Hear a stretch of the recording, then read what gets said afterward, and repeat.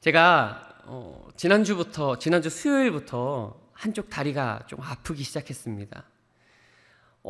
오후쯤 되니까 한쪽 다리가 좀 저리면서 아프기 시작해서 그때는 문득 근육이 조금 뭉쳐지나 이렇게 싶었습니다. 그래서 금방 낫겠지 하는 마음으로 하루를 지났는데요. 그날 새벽에 혼쭐이 났습니다. 너무 아픈 거예요. 그래서 병원에 부랴부랴 아침 일찍 갔는데요. 의사 선생님이 근육에는 별다른 문제가 없는 것 같기도 하고 하면서 애매하게 이야기를 하더니 진통제와 근육이완제를 처방해 주셨습니다. 그래서 내심 속으로는 믿어도 되나 싶기도 하고, 그래서 약을 이렇게 받아 먹고 있었는데 놀라운 일이 일어났습니다. 통증이 사라지는 거예요. 왜 그렇습니까? 진통제를 먹었으니까 그렇죠. 그런데 제가 좀 안도가 됐어요. 왜냐하면 월요일에 한 목사님이 운동 안 하면 죽는다고, 이러다가 죽는다고, 운동해야 한다고 같이 운동을 좀 했는데 그때 혹시 다리를 다친 게 아닌가 그런 염려가 찾아와서요. 이거 무슨 민폐인가, 근육이 다치면 또 쩔뚝거리고 있으면 성도들은 어떻게 보나, 그런 생각에 좀 내심 안도가 좀 찾아왔었습니다. 너무 안도를 했는지 그때 내가 다 나았구나, 그런 착각을 좀 했던 것 같아요. 그래서 그때부터 또 운동을 하면서 또 이게 몸을 움직이기 시작했습니다. 또 우리 위드 봉사단 김치를 또 나르고 했지 않습니까? 열심히 김치를 배달하고 또 몸을 이렇게 썼습니다. 그날 밤에 어떻게 됐을까요? 제가 그날 밤에 잠을 못 잤습니다. 너무 아픈 거예요. 제가 그렇게 아픈 적이 없었던 것 같아요. 밤새도록 끙끙 앓다가 새벽에 나왔는데 새벽 예배를 드리다가 앉지도 못하고 서지도 못하고 다시 신경외과를 갔어요. 그런데 선생님이 대상포진이라고, 제가 얼마나 아프고 힘들던지 내심 그래도 한편으로는 근육 통증이 아니어서 다행이다, 그런 생각이 좀 들긴 했는데요. 그때 생각을 했습니다. 제가 잠시 그 통증을 잊기 위해서 먹었던 그 진통제, 사실은 그 진통제가 그 병을 낫게 해준 것은 아니었지 않습니까? 잠시 통증을 먹게 해준 것이었어요. 근데 그 진통제의 그 영향으로 인해서 통증을 잊었는데 그것을 생각하지 못하고 움직였다가 그렇게 활동을 했다가 오히려 병을 더 키운 꼴이 되었던 것이지요. 그런데 문득 그런 생각이 들었습니다. 우리의 신앙의 그 여정 속에서 우리가 마치 하나님과의 관계 속에서 내가 어떤 존재인지 알지 못한 채, 내가 어떠한 상태인지 알지 못한 채 우리가 때로는 교만하고 때로는 내 자신에 망각한 채 오만방자하게 삶을 살아가는 것은 아닌가. 우리는 하나님의 은혜로 사는 존재입니다. 우리는 세상 가운데 하나님께 연결되어져서 날마다 하나님께 은혜를 공급받아 살아가는 존재입니다. 그런데 내 존재를 망각하고 하나님이 아닌 다른 것을 바라보며 살아가고 있는 것은 아닐까요? 혹시 나의 힘으로, 나의 능력으로 오늘 이 하루를 내가 살아낼 수 있다 생각하면서 하나님 앞에서 오만방자하게 살아가고 있는 것은 아닌지 다시 한번 생각하는 계기가 되었습니다. 오늘 성경 말씀에는 한 사람의 이야기가 등장을 하고 있습니다. 바로 우시아의 이야기입니다.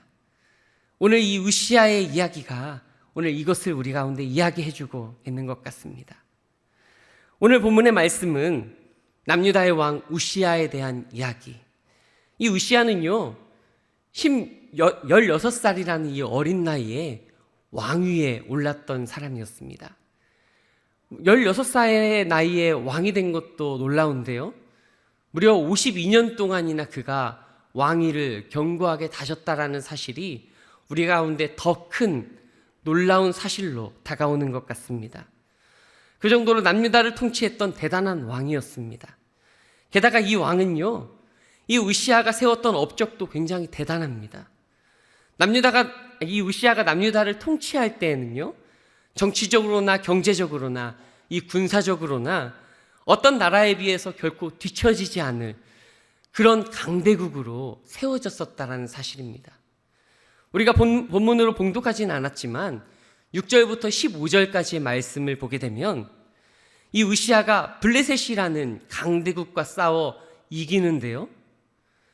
게다가 이 싸워서 이길 뿐만 아니라 도시의 성벽을 허물었다고 이야기합니다. 그뿐만이 아닙니다. 그 블레셋의 나라의 그 영토 안에 자신의 성벽을 세우는 그런 위대한 일들을 합니다. 또 우시아는 거기에 그치지 않고 이 아라비아와 같은 다른 나라를 쳤고요. 암몬이라는 그 사람들을 장악해서 유다에게 조공을 바치게 했습니다. 게다가 그뿐만이 아닙니다. 이 블레셋, 암몬, 애굽의 변방까지도 사실은 무시하지 못할 그런 나라였는데 그들이 남유다에게 쩔쩔맸다라는 거예요. 게다가 경제적으로는요, 무릉덩이를 많이 팠고요. 평야와 평지에 가축을 키우고 산과 밭을 일구어서 이 포도원을 만들었습니다.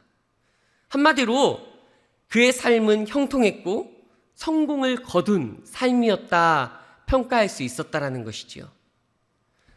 그렇다면 여러분, 도대체 16살의 나이로 그가 왕위에 올라서 52년 동안이나 그 나라를 강대국으로 만들고 통치할 수 있었던 그 이유는 어디에 있었을까요?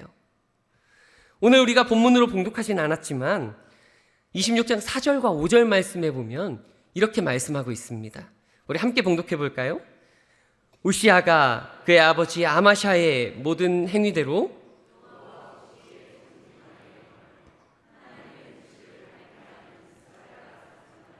하나님을 찾았고 그가 여호와를 찾을 동안에는 하나님이 형통하게 하셨더라. 아멘.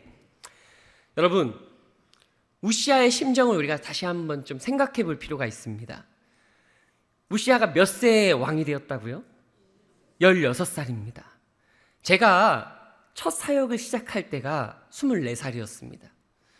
24살에 대학교 신학교 3학년 마지막쯤 돼서 첫 사역을 나갔는데 그때 제가 할 수 있는 게 아무것도 없었습니다. 학교에서 배운 것이라고는요, 그냥 신학적인 어떤 개론들. 제 가장 큰 문제는 어떻게 설교해야 할지 몰랐다라는 것입니다. 게다가 계획안은 어떻게 세워야 되는지도 몰랐고요. 또 교사의 경험이 제가 없었거든요. 어떻게 부서를 이끌어야 할지, 어떻게 아이들을 양육해야 할지 잘 알지 못했습니다. 막 부임해서 겨울 수련회를 해야 되는데요. 할 줄 아는 게 없으니까 어떻게 해야 되는지 막막한 거예요. 제가 할 수 있는 것이 무엇이었을까요? 그냥 기도하는 것이었습니다. 그냥 무조건 기도하는 것밖에 없었습니다. 내가 할 수 있는 것은 그냥 선배들의 조언을 받아서 선배들의 경험을 빌어서 그냥 그렇게 준비하고 나머지 시간은 그냥 기도하면서 매달리는 것밖에 없었습니다. 그 심정이 얼마나 부담이 되었었고 얼마나 그 어깨에 있었던 그 부담감과 그 두려움들이 컸는지. 우시아는요 16살의 전도사도 아니고요 왕이었습니다. 그가 16살에 왕이 되어서 그가 한 나라를 통치해야 했습니다. 한 나라를 다스리면서 많은 백성들을 이끌어야 했고요. 전쟁의 위협으로부터 나라를 지켜야 했고 수많은 정치적인 상황 속에서 나라를 견고하게 세워야 했던 막중한 책임감을 가지고 있었습니다. 그의 심정이 어땠겠습니까? 그가 할 수 있었던 것이 무엇이었을까요? 오늘 말씀처럼 그가 할 수 있었던 것은 그저 자기 아버지가 행했던 대로 묵묵히 자신이 할 수 있는 일을 여호와 보시기에 행하는 것이었습니다. 하나님의 묵시를 밝히 하는 스가랴의 가르침을 받아서 하나님을 누구보다도 더 간절히 찾는 것, 그것이 자신이 할 수 있었던 유일한 일이었습니다. 그러자 얼마나 간곡히 여호와 하나님을 부르짖었을까요? 하나님께서 이렇게 말씀하십니다. 여호와를 찾는 동안에는 하나님이 그를 형통하게 하셨다. 그렇습니다, 여러분. 하나님께서 주시는 형통함이 있었기 때문에 그가 형통할 수 있었고 성공할 수 있었다라는 것입니다. 나는 할 수 없으나, 나는 두려워서 무엇 하나 의지할 수 없으나 그저 자신이 할 수 있는 것, 하나님 바라보는 것이고 하나님 붙잡는 것이고 하나님의 능력을 의지하는 것. 그랬더니 하나님의 이끄심과 하나님의 함께하심이 있었기 때문에 그가 이렇게 형통하여 강대국으로 한 나라를 52년 동안이나 통치할 수 있었다라는 것입니다. 사랑하는 성도 여러분, 오늘 우리의 삶의 형통함은 하나님께로부터 온다라는 사실을 기억하시길 바랍니다. 하나님이 함께 하시고 하나님이 이끄시고 하나님의 도우심이 있을 때야말로 우리의 삶은 형통할 수 있는 것입니다. 간절히 하나님을 붙잡으시길 바랍니다. 간절히 하나님을 찾을 수 있는 저와 여러분 되시기를 간절히 소망합니다.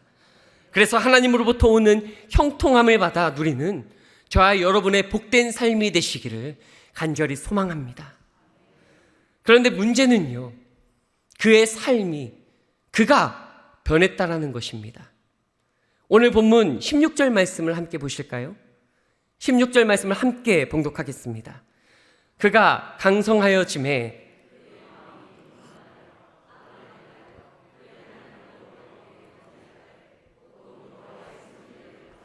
향단에 분향하려 한지라. 아멘. 그가 하나님 여호와께 범죄했는데요, 어떤 범죄를 했다고 말합니까? 여호와의 성전에 들어가서 향단에 분향했다라고 합니다. 여호와의 성전에 들어가서 향단에 분향하려고 하는 범죄를 저질렀다라는 거예요. 향단에 분향하는 것은 누구의 역할입니까? 제사장의 역할입니다. 하나님께서 구별하여 선택하신 아론 자손의 계열의 그 제사장들만이 오직 여호와의 성전에, 여호와의 성소에 들어가서 그 향단에 분향할 수 있었습니다. 그런데 지금 그 하나님께서 고유하게 맡겨주신 제사장의 책무를 누가 하려고 하고 있다는 것입니까? 우시야, 그가 하려고 하고 있다는 것입니다. 그는 왜 그렇게 여호와의 성전에 들어가서 분향하려고 했을까요? 오늘 본문에서 봉독한 것처럼 그 마음에 교만한 마음이 그를 부추겼던 거예요. 그리고 그는 생각했던 것입니다. 유일하게 자기가 할 수 없었던 일, 유일하게 자기가 범접할 수 없었던 그 자리, 그것은 바로 하나님 앞에 분향하는 제사장의 역할이었습니다. 다른 그 어떤 것도 자신의 발 아래 모든 것을 굴복시켰습니다. 자신의 능력으로 다른 주변의 강대국들을 굴복시킨 것 같았고, 자신의 능력으로 많은 백성들을 잘 통치하고 있는 것처럼 보여졌습니다. 자신의 능력으로 수많은 경제적인 능력들을 그 자신들이 소유할 수 있었던 것 같았습니다. 자신의 능력으로 그 많은 신하들을 거느릴 수 있었던 것 같았습니다. 그러나 자신이 유일하게 할 수 없었던 일, 그것은 곧 여호와 앞에 자신이 분향하는 그 제사장의 역할이었습니다. 그는 그렇게 여호와의 길로 점점 걸어갔던 것입니다. 그렇다면 여러분, 그가 도대체 왜 교만하게 되어졌을까요? 오늘 본문에 보니까요, 오늘 본문 앞에서부터 계속해서 강조하고 있는 한 단어가 보입니다. 그것이 무엇인가 하니까 8절 말씀에 우시야가 매우 강성하여, 15절 말씀에 보니까 강성하여짐이었더라. 오늘 본문 16절에 그가 강성하여짐에 이야기합니다. 단지 강성했다라는 것으로는 그 마음이 교만했다라는 것을 이해할 수는 없을 것 같습니다. 왜냐하면 여러분 생각해 보십시오. 우리가 강성해지고 하나님께서 우리의 삶에 형통함을 허락해 주셨는데 그것이 곧 우리의 교만함으로 귀결되어진다면 우리는 형통함을 경계해야 합니다. 그렇지 않습니까? 우리가 강성해지는 것을 경계해야 합니다. 그렇지 않습니까? 그런데 강성함이 아니라면 도대체 무엇이 그의 마음을 교만하게 만들었을까요? 우시아가 그렇게 교만하게 되어진 그 가장 큰 문제는 무엇이었을까요? 그것은 내가 누구인지, 나를 객관적으로 바라보는 시선을 그는 잃어버렸다라는 것입니다. 이것을 자기 객관화라고 합니다. 제3자의 시선에서 자신을 바라보는 거예요. 여러분, 그러니까 우시아는 처음 자신이 왕이 되었을 때까지만 해도 두려움과 간절함이 그 마음 가운데 있었습니다. 자신의 연약함과 한계를 너무나도 잘 알고 있었던 우시아였다라는 것입니다. 처음에 그 두렵고 그 떨리고 자기의 가능성 없음, 자신의 소망 없음, 고작 16살의 나이에 이 나라를 이끌어야 하니 자신의 능력이 얼마나 부족하다라는 사실을 우시아는 처음에는 알았었어요. 그런데 시간이 지나면서 점차 하나님께서 주셨던 그 형통함을 통해서 그의 삶이 어떻게 되었습니까? 점차 강성해졌다라는 것입니다. 조금씩 전쟁에서 승리를 거듭하게 되어지고, 우리가 앞에서 3절과 4절 말씀에서 봉독했었던 것처럼 그의 하나님께서 그의 가운데 함께 하셨을 때 그가 어떤 일들을 행했습니까? 그저 여호와 앞에서 정직히 행했다고 이야기했습니다. 하나님 앞에서 정직하게 행했다라는 것은 자신이 할 수 있었던 것을 묵묵히 잘 감당했다라는 것을 의미합니다. 자신의 입장을 바라보고 하나님 앞에서 자신이 어떠한 존재인지를 생각하고 하나님 앞에서 얼마나 부족한 자인지를 겸손하게 바라보면서 묵묵히 자신이 할 수 있었던 일을 행했더니 그 가운데 하나님이 형통하게 하셨던 거예요. 환경을 열어주셨고 지혜를 더하여 주셨고, 그가 그러한 상황 속에서 어떻게 하면 승리할 수 있을지, 어떻게 하면 그가 형통의 삶을 나아갈 수 있을지 많은 사람들을 붙여주지 않았겠습니까? 그가 부족했었던 그 능력을 많은 사람들로 하여금 채우게 하셨을 것입니다. 우리 하나님은 그렇게 역사하시는 분이십니다. 그의 부족함 속에서 하나님은 선한 길로 그들을 이끄셔서 점차 강성하게 하셨고 그의 삶을 부강하게 하셨고, 그뿐만이 아니라 그를 통하여서 그 나라를 강성하게 하셨습니다. 그러나 그는 점차 강성하여졌던 자신의 삶을 돌아보고 그 많은 사람들의 환호성과 많은 사람들이 자신의 능력과 자신의 그 위대함을 인정해주고 박수를 쳐주자 점차 그 환호성에 자신의 시선을 빼앗기고 자기 객관화를 실패하고 하나님의 시선이 아니라, 하나님을 바라보는 것이 아니라 점차 하나님을 멀게 보게 된 것입니다. 점점 영적으로 타락해져 가고 있었던 것입니다. 그리고 이내 곧 넘지 말아야 할 그 선을 넘어버리고 하나님 자리에 자기가 올라서게 되었다라는 것입니다. 사랑하는 성도 여러분, 오늘날 수많은 사람들이 이 땅을 살아가면서 오늘날 이 시대에 가장 필요한 것이 자기객관화라 이야기합니다. 이 자기객관화는 제3자의 시선에서 자기를 바라보는 거예요. 곧 다른 사람들이 내가 생각하고 있는 것이, 내가 행동하려고 하고 있는 것이, 내가 마음에 품고 내가 주장하려고 하는 것이 다른 사람들 입장에서는 어떻게 비춰질까? 다른 사람의 입장에서는 이것이 얼마나 불쾌하게 느껴질까? 이런 것들로 내 자신을 비추어 보는 것입니다. 그래서 우리는 종종 뉴스를 통해서, 언론 매체를 통해서, 또 우리 주변의 많은 모습들을 통해서 경험하지 않습니까? 자기 객관화가 무너진 사람들을 보게 됩니다. 그러한 사람들의 모습은 종종 이런 모습들로 나타납니다.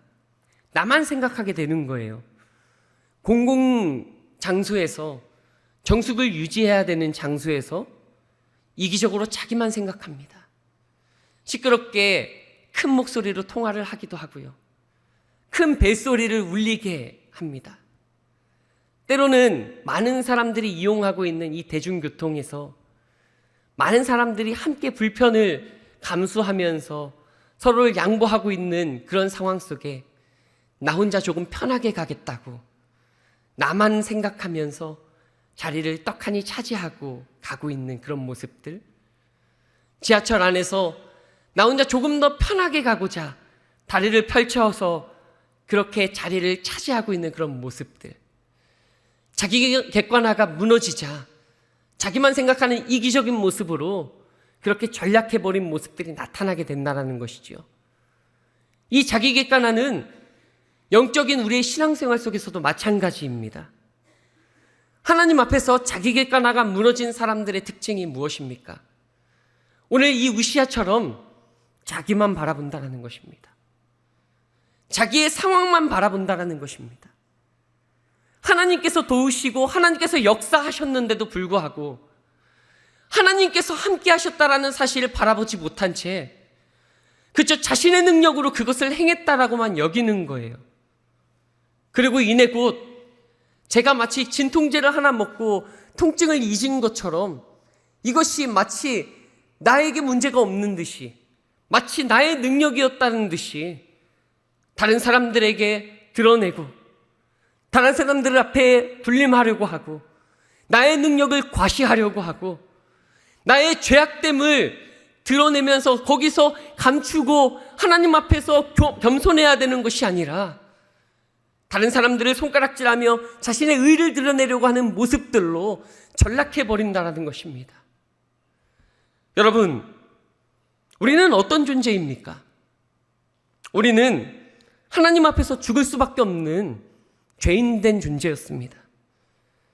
하나님이라는 자리에 하나님이 아니라 내가 앉으려고 하기에 급급해하는 존재, 내가 주인이 되려고 하고 내가 스스로 내 인생에 책임지려고 하며 내 인생을 내 능력으로 이끌어갈 수 있다라고 생각하는, 그렇게 오만하게 살아가려고 하는 존재가 바로 우리들의 모습 아닙니까? 탐욕과 탐심과 그 욕망에 사로잡혀서 살아가는 존재가 바로 저와 여러분의 모습이고 저와 여러분의 존재의 실상입니다. 그런데 우리는 여전히 하나님을 바라보지 않은 채 그렇게 살아가는 그 삶 속에서 하나님은 그런 우리를 바라보시고 그저 심판하며 내버려 두시는 것이 아니라 여전히 그런 우리를 사랑하셔서 예수 그리스도를 이 땅에 보내주셨다는 것입니다. 죽음의 문제조차 스스로 해결할 수 없는 범죄한 우리에게 우리 하나님 친히 찾아오셔서 구원의 길을 열어주셨습니다. 그렇게 우리가 구원받은 존재, 하나님의 은혜를 받은 그런 존재가 바로 저와 여러분의 존재입니다. 그러니 여러분, 우리가 어떻게 하나님 앞에서 우리의 존재의 실상을 안다면 교만할 수 있겠습니까? 어떻게 하나님의 말씀 앞에서 우리의 삶을 되돌아보고 영적인 자기 객관화를 할 수 있다면 어떻게 세상을 살아가면서 우리가 하나님 앞에 교만하게 살아갈 수 있겠습니까? 내 이웃과 내 공동체 앞에서 하나님 앞에서 어떻게 우리가 겸손하지 않을 수 있겠냐는 것입니다. 우리가 하나님 앞에 세상을 살아갈 때 이 사실을 망각한다면 우리 또한 우시아와 같이 교만한 마음으로 여호와 앞에 범죄하면서 살아가게 될 것입니다. 사랑하는 성도 여러분, 언제나 여호와 앞에서 영적인 자기 객관화를 통해서 내 안에 영적인 교만함을 경계할 수 있는 저와 여러분 되시기를 간절히 소망합니다. 범죄한 우시아의 말년의 모습이 어떻습니까? 우리 23절 말씀을 함께 봉독해 볼까요?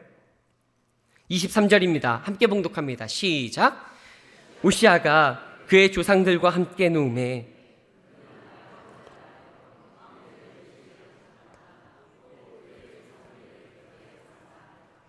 그의 아들 요담이 대신하여 왕이 되니라. 아멘. 여러분, 너무 비참하지 않습니까?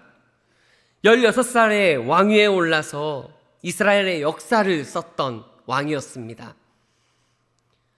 52년 동안이나 이 나라를 강대국으로 만들고 그렇게 긴 시간 동안 왕의 자리를 지켰다면 적어도 그의 말년은 많은 사람들이 좀 존중해 줘야 하지 않았겠습니까?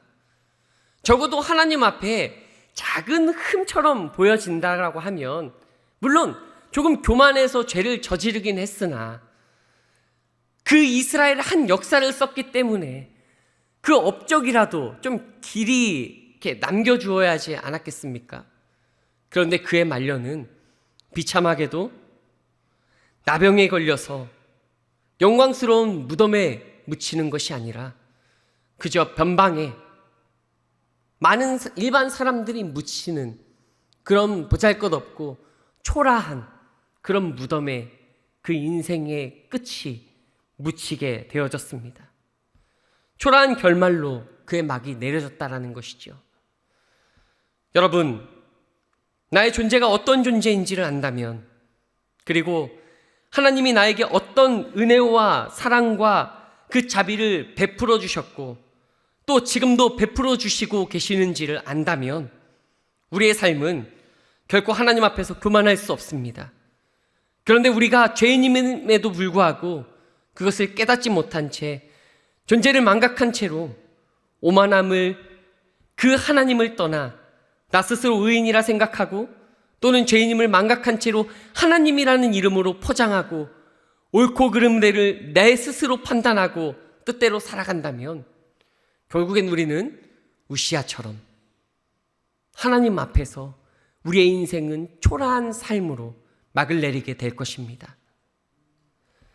여러분, 그래서 우리는 늘 말씀 앞에 자기 객관화를 할 수 있어야 합니다. 오만해서는 안 되는 거예요. 날마다 말씀 앞에 서서 내가 어떤 존재인지를 깨닫는 것, 즉 죄인임을 기억하는 것이야말로 영적 교만을 경계하는 시작이 된다는 사실을 늘 기억하시길 바랍니다. 어찌 죄인이 오만하고 교만할 수 있겠습니까? 어찌 하나님 앞에서 은혜로 살아가는 자가 어찌 날마다 내 의와 내 능력과 내 생각만을 주장하며 나의 능력대로 삶을 살아간다 외칠 수 있겠습니까? 내가 오늘 내 능력으로 행했던 모든 일들은 내 능력이 아니요 하나님께서 허락해 주신 능력이고 하나님께서 삶의 많은 환경을 열어주셨기에 가능했던 것임을 우리가 고백할 수 있어야 할 것입니다. 그렇게 날마다 하나님 앞에서 내 자신을 돌아보고 말씀 앞에서 내 자신을 묵묵히 묵상하며 늘 회개하며 나아갈 때야말로 날마다 우리는 교만이 아니라 겸손의 삶을 살아갈 수 있을 것입니다. 그런데 여러분, 참 안타까운 것은 우리가 날마다 말씀 앞에 서서 내가 늘 죄인이라는 것을 깨닫고 영적 교만함을 경계하며 겸손히 살아가야 되는데 그게 잘 안 된다는 것입니다. 표정들을 보니까 저만 그런가 보네요. 네, 저는 잘하고 있습니다. 그치요? 맞습니다. 이런 표정이신 것 같은데요. 그렇습니다. 제가 그렇습니다. 지난 한 주간 이렇게 말씀을 좀 묵상하면서 말씀을 곰곰이 이렇게 준비하고 있는데요. 저의 모습이 하나님 앞에서 이러할 때가 참 많더라고요. 하나님 앞에서 제가 항상 사역을 할 때 늘 내 첫마음을 잃지 말자 그런 생각을 늘 합니다. 그리고 늘 다짐합니다. 그렇게 하나님께 기도하면서 하나님 의지하면서 첫마음을 달라 어떤 사역을 해 나아갈 때마다 그렇게 꿋꿋이 나아가는데요. 그럴 때마다 하나님께서 은혜를 주세요. 은혜의 열매가 맺을 때가 있어요. 뜻하지 않게 전혀 생각하지 못했는데 하나님께서 그 은혜의 열매를 통해서 응답하실 때가 있습니다. 그런데 그럴 때마다 한 번씩 그 은혜의 열매를 주목해서 볼 때마다 첫 마음을 잃어버리더라고요. 사람의 마음이 참 간사한 것 같습니다. 시작할 때는 하나님을 향한 그 마음과 떨림과 기대로 나아갔지만 점점 하나님의 은혜로서 그 열매를 맺게 된 것은 온데간데 없고 조금씩 교만해지면서 이내 곧 다른 사람들을 바라보게 되고 교만한 마음으로 다른 사람들에게 저도 모르는 사이에 손가락질하고 있는 모습들이 보여지게 되더라고요. 그 순간 어떤 일이 일어납니까? 그 열심은 곧 내 지체를 향해서 비난으로, 비판으로 향하게 됩니다. 때로는 나의 그 말이 누군가를 낙심하게 하고 하나님의 이름으로 포장된 나의 열심이 오히려 공동체를 분열시키게 만들더라고요. 누군가는 나의 그 모습으로 인해서 상처를 입게 되고 비교를 당하게 되고 그것으로 인해서 나는 의도하지는 않았지만 조금씩 사이가 멀어지고 있는 것을 경험하게 되더라고요.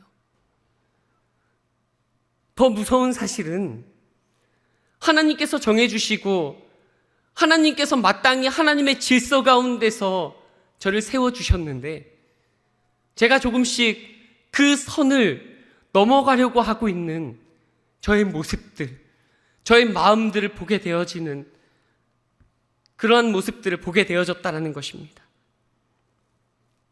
사랑하는 성도 여러분, 저와 여러분은 어떻습니까? 하나님 앞에서 늘 나는 연약합니다. 나는 하나님의 도움이 필요합니다. 나는 하나님의 도움 없이는 안 됩니다. 하나님 은혜를 주시옵소서. 그렇게 기도하면서 나아가지 않습니까? 그럴 때마다 하나님께서 은혜를 베풀어 주세요. 은혜의 열매를 맺게 해주십니다. 때로는 건강의 회복을, 때로는 경제적인 어떤 물질의 회복을, 때로는 가정의 회복을, 때로는 관계의 회복을, 어떤 사역적인 은혜의 열매를 맺게 해주실 때가 있습니다. 그런데 어느 순간 그것이 나의 힘이고 나의 능력이고 나의 뛰어난 지혜와 나의 뛰어난 탁월한 능력, 리더십과 나의 어떤 그런 재능으로 인해서 내가 했다라고 착각하고 우리가 자기 객관화를 실패하고 영적인 교만함으로 하나님 앞에 서고 있는 것은 혹시 아닙니까? 그렇게 해서 하나님께서 나에게 허락해 주신 그 은혜는 온데간데 없고 나의 그 교만함으로 인해서 하나님이 주신 그 질서와 하나님의 그 섭리와 하나님의 법칙을 무시한 채 오늘도 나의 길을 달려나가고 있는 나의 교만한 발걸음의 모습이 혹시 있지는 않습니까? 사랑하는 성도 여러분, 말씀을 통한 영적인 자기 객관화가 우리 가운데 필요합니다. 날마다 하나님의 시선과 하나님의 기준으로 우리의 모습을 돌아봅시다. 철저히 주님 앞에서 나는 죄인 되었다라는 사실을 기억하고 그런 나를 향해 베풀어 주신 그 주님의 은혜에 감격하며 주님만을 의지하며 주님 주신 그 형통한 삶, 주님이 보시고 잘했다 칭찬받는 삶, 날마다 나의 삶을 통해서 주님만이 드러나고 겸손하게 주님 앞에 엎드려질 때 주님이 일하셨구나, 주님이 그 상황 속에서도 일하고 계시는구나, 주님은 여전히 우리의 삶을 포기하지 않으시고 주님께서 신실하게 우리의 삶을 붙들고 일하고 그 삶을 영위해 가고 계시는구나 고백할 수 있는 우리의 복된 인생이 되시기를 간절히 소망합니다. 지금 저와 여러분의 삶은 누가 이끌어가고 계십니까? 기도하겠습니다.